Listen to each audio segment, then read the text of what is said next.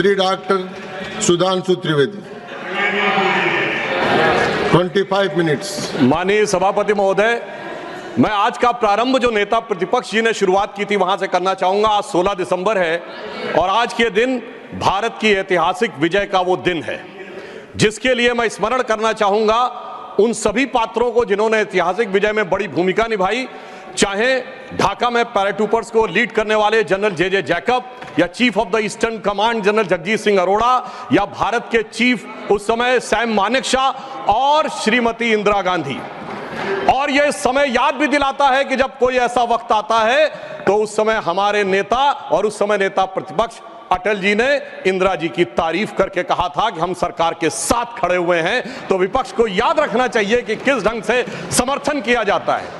परंतु मुझे एक याद आता है कि आज इंदिरा जी की आत्मा जहां कहीं भी होगी तो वो बड़ी अचंभित और स्तब्ध हो जाती होगी कि ये वही पार्टी है और ये वही परिवार है जिसके नेता के बारे में पाकिस्तान का पूर्व मंत्री फवाद चौधरी समर्थन करता है। और ये वो है जो कहता था मैंने पुलवामा में घुस के मारा है, जिनके बारे में ख्वाजा आसिफ उनके रक्षा मंत्री समर्थन करते हैं, जिनके बारे में पूर्व प्रधानमंत्री उनके Imran Khan floor of the house पे बोलते हैं, और सर जिनका नाम यूएन में उनके डोजियर में लिखा जाता है। तो मुझे लगता मैं इंदिरा जी को इन्हीं शब्दों में श्रद्धांजलि दे सकता हूं कि बूढ़ा वंश इंदिरा जी का उपजा ऐसा लाल, इज्जत सारी डुबो गई है ऐसा किया कमाल।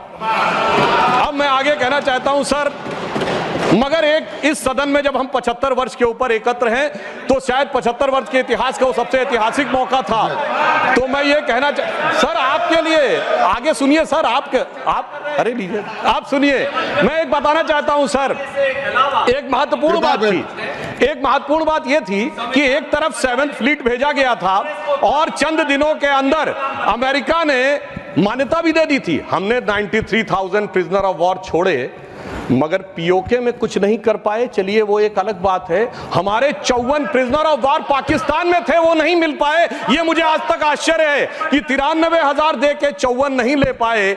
सुलह की कौन सी शक्ल सुमरती रही। तो मैं इनकी पॉलिसी के लिए कहना चाहूंगा, अरे आपके नेताओं के लिए बोल रहा हूं, एक पंक्ति में कह रहा हूं, सुनिए, अरे बात तो सुनिए, काहे परेशान हो रहे हैं। मैं कह रहा हूं चीन छीन देश का गुलाब ले गया। पंडित नेहरू के लिए वो गुलाब का फूल लगाते थे। चीन छीन देश का गुलाब ले गया, ताशकंद में वतन का लाल सो गया, और ये सुलह की शक्ल को संवारते रहे और जीतने के बाद बाजी हारते रहे। अब मैं आज के विषय पे आता हूं। संविधान के संदर्भ में अभी अभिषेक मनु सिंघवी जी जो बहुत कृपया आप बैठ जाए। अरे भैया सब दिखाई पड़ रहा है। देखिए मैंने तो इनके नेताओं की तारीफ की फिर भी नहीं हजम हो पा रही है इनसे, इसीलिए मैं कह रहा हूं। अब सुनिए, आज के हम संविधान के विषय पे आते हैं तो संविधान का सबसे पहला वाक्य है, कृपया बैठिए, द पीपल ऑफ इंडिया, हम भारत के लोग। सभापति महोदय, अगर हम लोग और भारत इन 3 शब्दों का अर्थ समझ लें तो संविधान निर्माताओं का मूल भाव समझा जा सकता है। मगर अफसोस सर्वाधिक भ्रम इसी विषय को लेकर किया जाता है। अभी अभिषेक मनु सिंघवी जी ने बोला और कई वक्ताओं ने बोला कि ये बात का आशंका थी कि हम सरवाइव करेंगे कि नहीं डेमोक्रेसी में, मगर हम सरवाइव करने वाली बात नहीं। मैं आज के समय में अपने विपक्षी दलों से कहता हूं, पूरे ईस्टर्न हेमिस्फीयर में उठा के देखिए, बड़े देशों में sustainable absolute and vibrant democracy सिर्फ भारत है, और जापान और ऑस्ट्रेलिया तो कॉन्स्टिट्यूशनल मोनार्की हैं। तो पूरे पूर्वी गोलार्ध में यदि देखा जाए तो absolute democracy, vibrant democracy, consistent democracy सिर्फ भारत है। और यह भी समझना चाहिए, आज डेमोक्रेसी के अंडर में सर 34% पॉपुलेशन है विश्व की, जिसमें 17% अकेले हम हैं। We are the defenders of democracy in the entire world. कोई और नहीं है जिसे दूसरे नेता जाकर समझते होंगे। परंतु मैं यह भी बताना चाहता हूं, हम डेमोक्रेसी में सरवाइव किए हैं तो यह कोई अनायास नहीं। कॉन्स्टिट्यूएंट असेंबली की डिबेट में डॉक्टर राधाकृष्णन ने कहा था, मैं कोट करता हूं, कि गणतांत्रिक व्यवस्था इस देश के लिए कोई नया प्रयोग नहीं है, यह इतिहास के आरंभ काल से भारत की व्यवस्था में थी। मैं बाबा साहब अंबेडकर को कोट करना चाहूंगा। उन्होंने कहा, लोकतंत्र की अवधारणा भारत के लिए कोई बाहर की अवधारणा नहीं है, it's not an align object. ये कोई अपरिचित चीज नहीं है, प्राचीन काल से भारत की व्यवस्थाओं में निहित थी। और उन्होंने बौद्ध संघों का उल्लेख किया। और मैं अपने सम्मानी मित्रों से कहना चाहता हूं, लोकतंत्र की व्यवस्था भारत में कहां से थी? 12वीं शताब्दी के कर्नाटक में भगवान वासवन्ना के अनुभव मंडपों को देखिए। चोल साम्राज्य में 8वीं और 9वीं शताब्दी में इलेक्टेड गांव के प्रतिनिधि होते थे, 6 कमेटियां होती थी जो इलेक्टेड ढंग से काम चलाती थी। उसके पीछे जाइए तो वैशाली का गणराज्य, जिसका उल्लेख हमारे जदयू के अध्यक्ष जी ने भी किया, और उसके पीछे जाइए तो वैदिक काल में सभा और समितियां बैठकर इसी लोकतांत्रिक व्यवस्था के तहत कार्य किया करती थी। तो बाबा साहब अंबेडकर जो ड्राफ्टिंग कमेटी के चेयरमैन थे, अगर उन्होंने इन सारी परंपराओं के चित्र उसमें रखे हैं, इसका अर्थ हुआ कि भारत की डेमोक्रेसी मूल रूप में वहां से आती है। वैसे मैं एक और चीज कोट कर दूं, भारत रत्न पूर्व राष्ट्रपति डॉक्टर प्रणब मुखर्जी जी ने भी जून 2018 में आरएसएस हेडक्वार्टर पे अपने भाषण में कहा था कि भारत ही लोकतंत्र का मूल है और वैशाली का गणराज्य विश्व का पहला गणराज्य था। अब मैं बताना चाहता हूं कि हम भारत कैसा है, क्योंकि हमारे विरोधी लोगों को थोड़ा विदेश की बात ज्यादा समझ में आती है, तो देश क्या कहता है उससे ज्यादा समझिए विदेश क्या कहता है। और मैं सिर्फ 2 ही बड़े लोगों के नाम लूंगा। चाइना, मैं कहता हूं कोई भी जाके चेक करे, चाइना में एंशिएंट चाइनीज में भारत का नाम क्या है? Tan Zhao, TIANZHOU। जाऊ शब्द वहां पर केंद्र के लिए प्रयोग होता है, जैसे हमारी भारत में पुर, जयपुर, नागपुर, कानपुर वगैरह वगैरह। अब टियान जाऊ अगर आप जाके आज सर्च करेंगे तो विकिपीडिया में कुछ उन्होंने घपला कर रखा है, सीधे सीधे लिख के नहीं आता, पर चाइनीज भाषा की डिक्शनरी में जाइए, TIN टियान का अर्थ है हेवन और जाऊ का अर्थ है केंद्र। तो चाइना के एंशिएंट में माना जाता था भारत क्या है? It is the centre of heaven. Ancient Japanese में भारत का नाम है Tenjiku, that is the centre of heaven. और ये कहते देश ही नहीं था, और चीन भी कह रहा है और जापान भी कह रहे हैं कि ये देश तो वो है जो स्वर्ग का केंद्र था। अब मैं बताना चाहता हूं, मिडिल ईस्ट में, अरब में 8वीं और 10वीं शताब्दी में जितने भी बड़े बड़े अरब के राइटर्स हुए हैं, चाहे इब्ने असीर हो, इब्ने कसीर हो, इब्ने तबरी हो, इब्ने खल्दूम हो, उन्होंने क्या लिखा है? अजीदुल रिहल उल इलामीन बिल इलादुल हिंद, यानी when I look towards the India the cool breeze of knowledge comes to us. तो इधर का भी, पूरब का भी बता दिया, पश्चिम का भी बता दिया, मगर हम क्या करें? आर्थर शोपेनहावर ने लिखा इंडिया के लिए कि यहां पर product of highest human wisdom की उपनिषदिक फिलॉसफी आई है। ये हमारा देश था, मगर अफसोस आज भी लोग ये कहते हैं कि जब माननीय प्रधानमंत्री जी ये कहते हैं कि Bharat is a mother of democracy, तो ये संविधान की मूल भावना के अनुरूप कहते हैं, मगर अभी भी कहीं कहीं लोगों को डिफेंडर्स ऑफ डेमोक्रेसी कहीं और से नजर आते हैं। इसलिए हमारे इस देश के लिए सभापति महोदय क्या कहा जाता था? गायन्ति देवः किल गीत कानी धन्यास्तुते भारत भूमि भागा स्वर्गापवर्गास्पद भाग हेतो भवन्ति भूयः पुरुषा सुरत्वात्। अर्थात ये भारत भूमि धन्य है, देवता जिसकी स्तुति में गीत गाते हैं, क्योंकि स्वर्ग में रहने के बाद भी मनुष्य के रूप में जन्म लेने को यहां लालायित रहते हैं, क्योंकि हम मोक्ष भूमि है। और वैसे ऑन द लाइटर नोट मैं कहना चाहूंगा, जो लोग मानते नहीं है कि भारत डेमोक्रेसी कि वो कहते हैं इंग्लैंड के मैग्ना कार्टा 1215 से आया था, वो इंग्लैंड को मानते मदर ऑफ डेमोक्रेसी।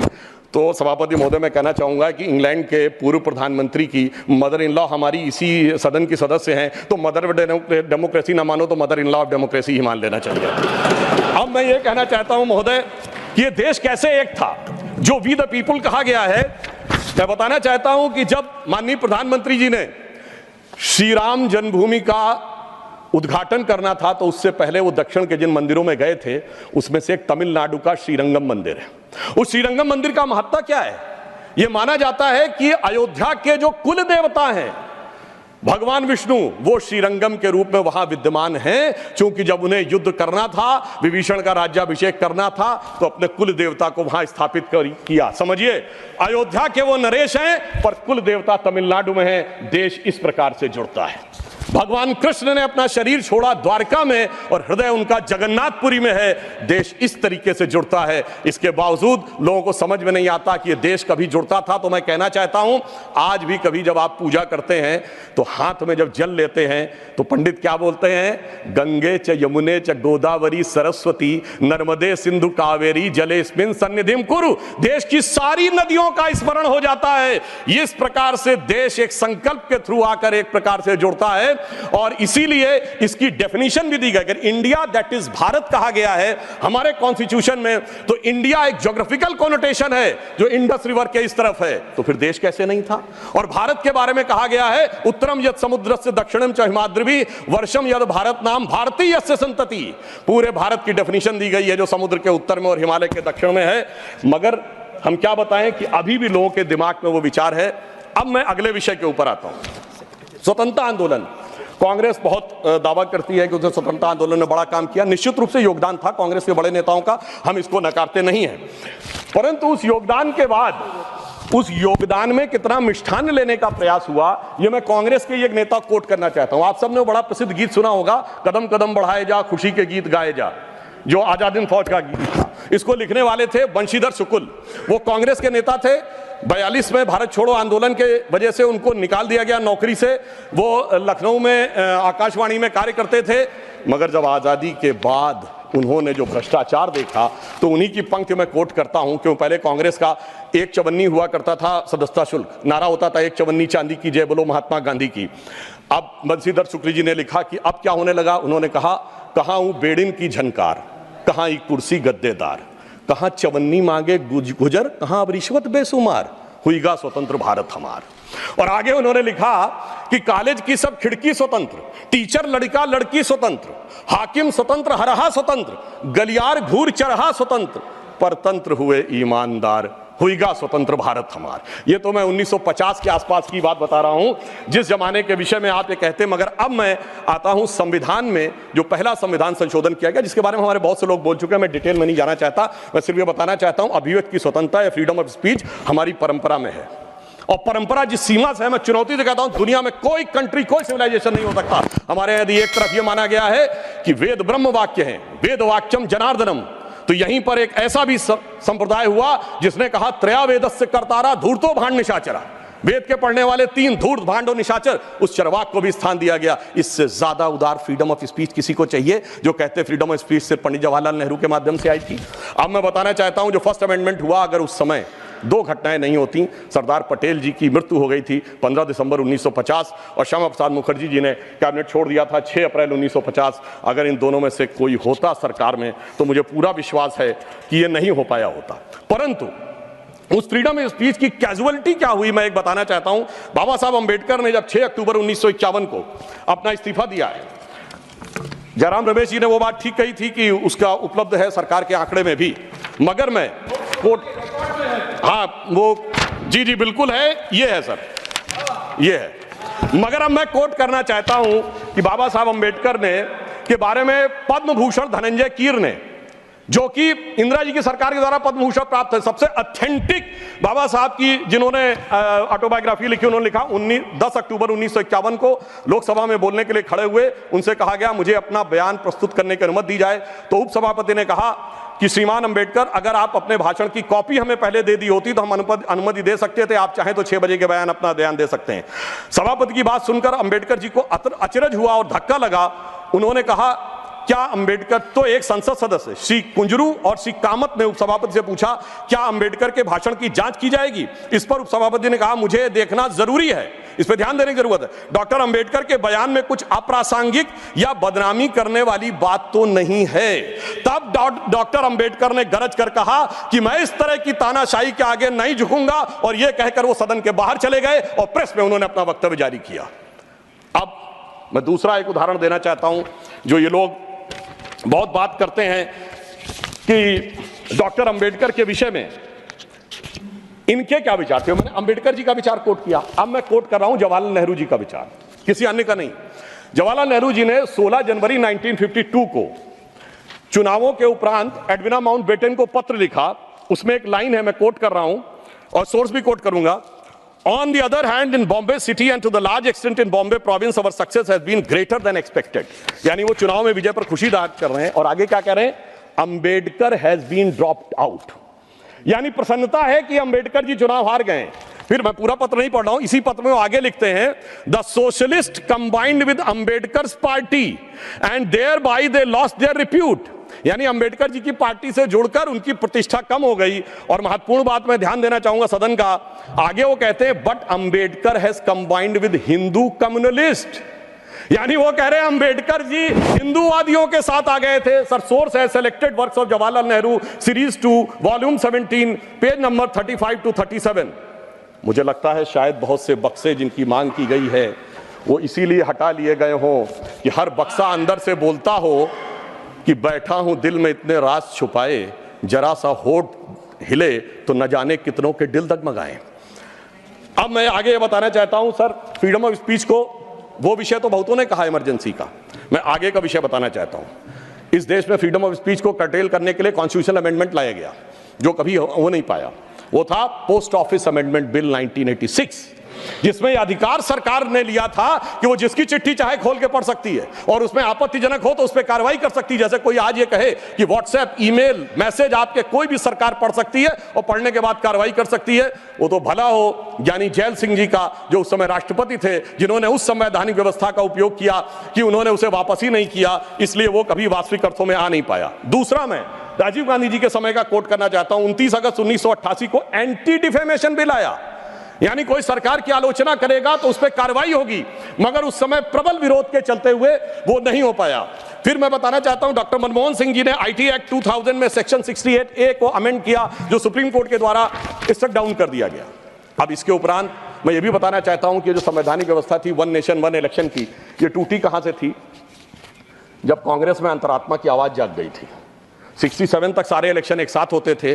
फिर एक ऐसा विचित्र हुआ कि अंतरात्मा की आवाज जागी और उस पार्टी की प्रधानमंत्री इंदिरा जी ने अपने ही पार्टी कैंडिडेट नीलम संजीव रेड्डी जी को चुनाव हरवा दिया। मुझे लगता है ऐसा विचित्र संवैधानिक उदाहरण भारत के इतिहास में देखने को नहीं मिलेगा। और मैं कहना चाहता हूं सभापति महोदय, उसके बाद इतनी अंतरात्मा की आवाज जागी कि निजलिंगप्पा, कामराज चौधरी, चरण सिंह चंद्रशेखर, मोरारजी देसाई पार्टी छोड़ दिए, 77 में देवराज अरस और बाबू जगजीवन राम पार्टी छोड़ दिए, तो फिर 90 में अर्जुन सिंह और एनडी तिवारी जी छोड़ दिए, शरद पवार छोड़ दिए, और कांग्रेस इतनी हो गई कि मुझे बचपन में याद है, मैं अटल जी की एक स्पीच सुनने गया था, उन्होंने कहा था कांग्रेस की तो आज स्थिति यह है, इतनी कांग्रेस है कि Congress R, Congress S, Congress O, Congress U, Congress मैं, कांग्रेस तू, कांग्रेस आई, कांग्रेस गई। अब मैं एक विषय में लेना चाहूंगा, वो विषय है जो कि संविधान में सर्वाधिक दुरुपयोग किया गया, वो विषय है सेकुलर। संविधान सभा में जब यह डिबेट हुई 15 नवंबर 1948 को, तो यह प्रस्ताव केटी शाह जी ने रखा कि सेकुलर शब्द इंक्लूड किया जाना चाहिए। मगर यह बात आई कि अगर सेकुलर वर्ड होगा तो माइनॉरिटी नहीं हो सकता, माइनॉरिटी होगा तो सेकुलर नहीं हो सकता, क्योंकि रिलीजियस माइनॉरिटी थियोक्रेटिक स्टेट में होती है, सेकुलर स्टेट में नहीं होती है। मगर इसके बावजूद उस विषय को आगे रखा गया और डॉक्टर अंबेडकर ने क्या कहा, मैं सिर्फ कोट करता हूं। उन्होंने कहा, mister vice president sir, I regret that I can not accept the amendment proposed by professor K T Shah and my objections are stated briefly. और वो उन्होंने आगे जाकर इस प्रकार से रिकमेंडेशन किया, यानी बहुत साफ बात थी कि उन्होंने इस शब्द को रिजेक्ट किया। मगर डेमोक्रेसी के सबसे काले दौर में, जब सारा विपक्ष जेल में था, मानवाधिकार समाप्त हो चुके थे, तब संविधान की उद्देशिका, जिसे डॉक्टर साहब अंबेडकर ने कहा था संविधान की आत्मा, उसमें चेंज किया गया। और फिर महोदय सिर्फ इतना ही नहीं रहा, जब से वो वर्ड आया उसके बाद क्या हुआ? उसके बाद तो इस देश में क्या हुआ कि पर्सनल लॉ बोर्ड आ गया। उसके बाद क्या हुआ कि एक ऐसा समय आया कि जब सुप्रीम कोर्ट और शरिया में यह लगा कि मतभेद है, तो इस देश की संसद ने सर्वोच्च न्यायालय के निर्णय को रौंद कर शाहबानो केस में शरिया को सुप्रीम कोर्ट से ऊपर कर दिया। मैं विनम्रता से कहना चाहता हूं, दुनिया के किसी सेकुलर देश में ऐसा कोई एक उदाहरण बता दे तो मैं अपना बयान वापस लेने को तैयार हूं। फिर उसके बाद उपरांत महोदय इतना ही नहीं हुआ, फिर प्लेसेस ऑफ वर्शिप एक्ट आया। वो कहता है कि 15 अगस्त 1947 के बाद कोई चेंज नहीं होगा, ठीक है। मगर महोदय फिर वक्फ बोर्ड एक्ट आया, जो ये कहता है कि कोई समय सीमा नहीं रहेगी। और सूरत नगर निगम पे दावा किस बात पे है कि मुगलों के जमाने में वो सराय थी। तिरुचनापल्ली के तिरुचुनेरी मंदिर पे इस बात पे है कि अरकाट के नवाब ने दे दिया था। यानी 200 साल 300 साल पहले के सरकारों के वो फरमान, जो कि सरकारें किस हिसाब से मानती थी। फिर कम्युनल वायलेंस बिल आया। अब मैं सिर्फ संक्षेप में 10 बिंदु बोलना चाहता हूं। जो लोग आज कहते हैं इस संविधान में उन्होंने क्या किया, मदरसा बोर्ड आया, मुस्लिम पर्सनल लॉ बोर्ड, इन सबको संवैधानिक मान्यता, संवैधानिक संरक्षण प्राप्त है। 4 पत्नी रखना, ट्रिपल तलाक, हलाला, मेहरम बालिका से विवाह करना, तलाकशुदा महिला को कोई मुआवजा न देना, हज सब्सिडी, वक्फ बोर्ड। अब मैं कहना चाहता हूं मैं विनम्रता से कहना चाहता हूं कि इन लोगों ने इस कॉन्स्टिट्यूशन को सेकुलरिज्म का शिकार करते हुए इसको पार्शियली शरिया कॉन्स्टिट्यूशन बनाने का प्रयास किया। अन्यथा कोई गैर मुस्लिम देश दिखा दे कि जिसमें कि इस प्रकार की बात हुई हो, कोई सेकुलर देश, 200 देश हैं, बड़े विद्वान लोग बैठे हुए हैं वहां पर। मैं बताना चाहता हूं, कोई उदाहरण बताइएगा जिस स्टेट में सुप्रीम कोर्ट से ऊपर शरिया हो। अब मैं बताना चाहता हूं, बड़े विद्वान लोग उधर बैठे हुए हैं, मुझे कोई जरूरत नहीं है 200 में सिर्फ 4 सेकुलर देश बताइएगा, मैं अपना बयान वापस ले लूंगा, जहां शरिया सर्वोच्च न्यायालय से ऊपर हो। और मैं ये भी बताना चाहता हूं, इतना ही नहीं था सर, संविधान का अपमान आप लोगों ने किया। और मैं कहना चाहता हूं, जो लोग मनुस्मृति की बात करते हैं, उन्होंने इसको मौलवी स्क्रिप्ट बनाने का प्रयास किया भारत के संविधान को। यह अपने आप में शर्मनाक बात है। शर्म उस समय आनी चाहिए थी जब इस तरह के परिवर्तन कर रहे थे। और मैं एक और बात कहना चाहता हूं, सभापति महोदय, टेक्निकल बात कह रहा हूं, मेरी बात गलत लगेगी तो मैं अपने बयान वापस ले लूंगा। सुनिए सर, वक्फ बोर्ड एक्ट में मुगलों के जमाने का फरमान को कॉन्स्टिट्यूशनल मान्यता प्राप्त है। यह वो संविधान था, वो सरकारें थी जिनमें जिम्मी का कॉन्सेप्ट था, जिसमें जजिया का कॉन्सेप्ट था, जहां के बादशाह गाजी की उपाधि लेते थे, सैकड़ों लोगों को मारकर। इवन अकबर ने भी गाजी की उपाधि दी है। यदि इस प्रकार की चीजों को, तो मैं कहना चाहता हूं सर, मैं पूछना चाहता हूं, जिम्मी और जजिया के फरमानों को कॉन्स्टिट्यूशनल मान्यता देना क्या शरिया को संविधान में लागू करना नहीं है? इसीलिए मैं कहना चाहता हूं, सुधांशु त्रिवेदी जी के अलावा किसी का रिकॉर्ड में नहीं जाएगा। आज मामला, सभापति महोदय, आज मामला मनुस्मृति बनाम संविधान का नहीं है। संविधान के बाबा साहब की पहचान और संविधान के ऊपर शरिया के निशान की है। और इसीलिए मैं बिल्कुल ईमानदारी से कहना चाहता हूं कि इन लोगों को सुधांशु त्रिवेदी जी के अलावा किसी का रिकॉर्ड पर नहीं जाएगा। कृपया आप शांत रहें। मगर मैं यह भी बात स्पष्ट करना चाहता हूं, हम कोई मुस्लिम समाज के खिलाफ नहीं है, शांति से। अगर मुझे एक देश दिखा दीजिएगा जहां शरिया सर्वोच्च न्यायालय से ऊपर हो, तब बात करिएगा। मैंने उदाहरण कोट किया। अब मैं बताना चाहता हूं महोदय, हम मुस्लिम समाज के खिलाफ नहीं है। आज ही उस्ताद जाकिर हुसैन का देहांत हुआ है, उन्हें पद्म भूषण दिया, अटल जी की सरकार ने पद्म विभूषण दिया, मोदी जी की सरकार ने 2023 में। मैं पूछना चाहता हूं, ये बताइए, आपको अब्दुल रहीम खान खाना, रस खान, मलिक मोहम्मद जायसी, अशफाक उल्लाह खान, वीर अब्दुल हमीद, डॉक्टर APJ अबुल कलाम क्यों नजर नहीं आते? आज हमारे गवर्नर आरिफ मोहम्मद खान साहब हैं। मैं चैलेंज करके कहता हूं कि पॉलिटिकल क्लास में कोई उनसे बड़ा आलिम फाजिल मुस्लिम हो जो बात करके दिखा दे, मगर ये उसे नहीं मानते। हमने डॉक्टर कलाम को राष्ट्रपति बनाया, आलमे इस्लाम में बैतुल हिकमत के बाद से पिछले 700-800 सालों में उनसे बड़ा साइंसदान नहीं पैदा हुआ, पर उसको नहीं मानते। ये किसको मानते हैं? जाकिर नायक, इशरत जहां, याकूब मेनन, बुरहान वानी। इसकी वजह से सारी प्रॉब्लम है। यहां सोच कट्टरपंथी जहनियत की है। और मैं सभापति महोदय ये एक और फैक्ट कोट करना चाहता हूं, इन लोगों को बहुत वो लगता है, तो मैं फ्रीडम हाउस रिपोर्ट, वैसे फ्रीडम हाउस में बहुत से लोग इनके मित्र लोग भी हैं, उसका annual survey of political rights and civil liberties 1999-2000 वो कहता है कि दुनिया में धार्मिक मान्यता का लोकतंत्र से क्या रिश्ता है। तो वो पेज नंबर 211 पे लिखता है, there is a strong correlation between electoral democracy and Hinduism.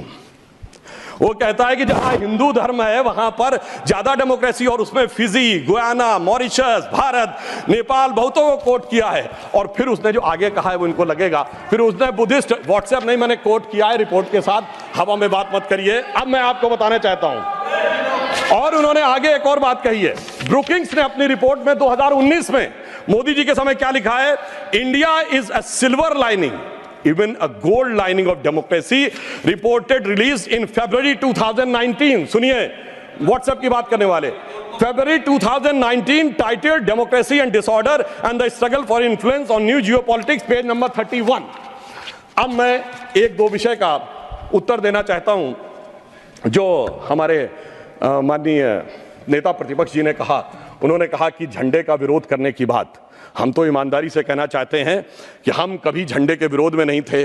झंडे में, अब सर पूरी बात सुनिए सर, मैं कोट कर रहा हूं, अब सर मैं कोट कर रहा हूं, अब सुनिए सर, मैं महात्मा गांधी को कोट कर रहा हूं, सुनिए सर, महात्मा गांधी कोट कर रहा हूं। महात्मा गांधी ने 6 अगस्त 1947 को कहा, अगर भारत के झंडे पर चरखा अंकित नहीं होगा तो इस झंडे का अभिवादन करने से मैं इनकार कर दूंगा। आप तो जानते ही हैं, भारत के राष्ट्रीय झंडे पर सबसे पहली परिकल्पना मैंने की थी। बिना चरखे के निशान के भारतीय झंडे की कल्पना नहीं है। वैसे पंडित नेहरू और अन्य लोगों ने मुझे बताया है कि नए ध्वज में बना चक्र चिन्ह चरखे का प्रतीक है। कुछ लोग इसे सुदर्शन चक्र बताते हैं, मगर मैं समझता हूं क्या है सर। स्रोत है संपूर्ण गांधी वाङ्मय, खंड 89, पृष्ठ 11। अब आप बताइए, आप कहेंगे कि महात्मा गांधी उनका विरोध कर रहे थे, इसलिए मैं कहना चाहता हूं महोदय, 2-3 मिनट में समाप्त कर दें। जी मैं समाप्त कर रहा हूं। सर एक बात और कहना चाहता हूं, अंगूठा कटवाने की बहुत बात कही गई। वैसे इतने अंगूठे कटे हैं पिछले 60-70 सालों में कि उन्हें एकलव्यों से पूछ लिया जाए तो समझ में आ जाएगा। मगर जो लोग बहुत ज्ञान बघाड़ते हैं, मैं उनसे पूछना चाहता हूं, किसी ने महाभारत में पढ़ा है क्या? कि मैकाले का ही थॉट पढ़े आ रहे हैं। मैं किसी के प्रति अपमान नहीं करना चाहता। 100 में 99 लोगों को यह नहीं पता कि वो किस चैप्टर में है। महाभारत के वन पर्व में है, जहां पर जब एकलव्य का वो पूरा विशेष नहीं जाता, जब द्रोणाचार्य उससे पूछते तुम अपना परिचय दो, तो कहता मैं मगध नरेश जरासंध के प्रधान सेनापति हिरण्यधनु का पुत्र Eklavya. He was the chief of the armed forces. माननीय सदस्यगण, आप ऐसे कहते हैं जैसे माननीय सदस्यगण, जो बचे हुए माननीय सदस्य बोलने वाले हैं उनको कल अवसर मिल सकेगा।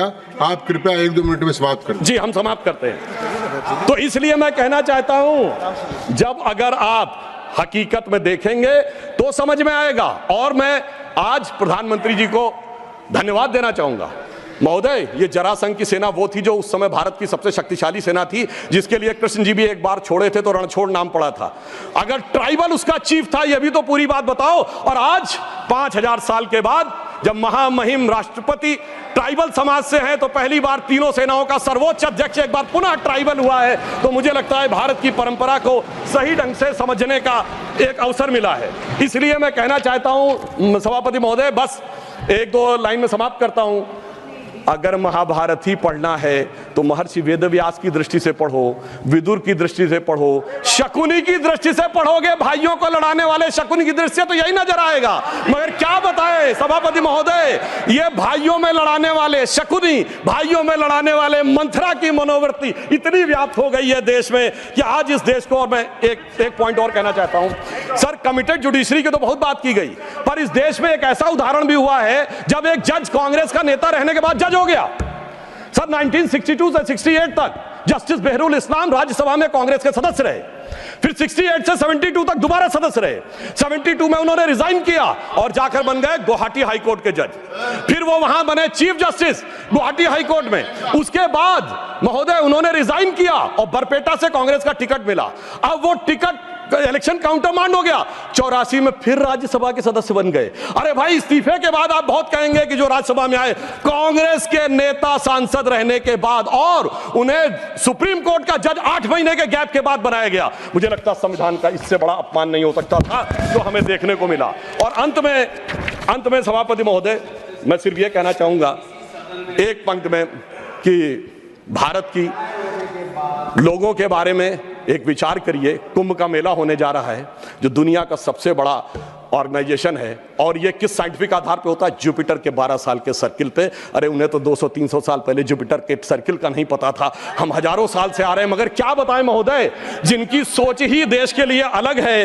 तो मैं अंत में कहना चाहूंगा, उनके लिए हम लोग कभी एक गीत गाते थे जब हमारी सरकार नहीं थी, उगा सूर्य कैसा कहो मुक्ति का ये, उजाला करोड़ों घरों में न पहुंचा। तो मैं उनके लिए कहना चाहता हूं, न संयम व्यवस्था न एकात्मता है, भरी है अभी तक मनों में गुलामी, वही राग अंग्रेजियत का पुराना, सुनाते बड़े लोग नामी गिरामी, प्रजातंत्र की धार उतनी गगन से मगर निर्जन सागरों तक न पहुंचा, उगा सूर्य कैसा कहो मुक्ति का ये। अंत में मैं एक पंक्ति कहकर समाप्त करता हूं। सर इन्होंने जितना भी विभाजन क्रिएट करने का प्रयास करें, पर हम उस सिद्धांत को मानते हैं कि जाति, वर्ग और प्रांत भेद के भ्रम को दूर भगाता है। सबके मन का भाव एक है, सबकी भारत माता है, अनेकता में ऐक्य मंत्र को जन जन फिर अपनाता है। देखो प्यारा देश हमारा आगे बढ़ता जाता है। धन्यवाद। The House stands adjourned to meet at 11 AM on Tuesday.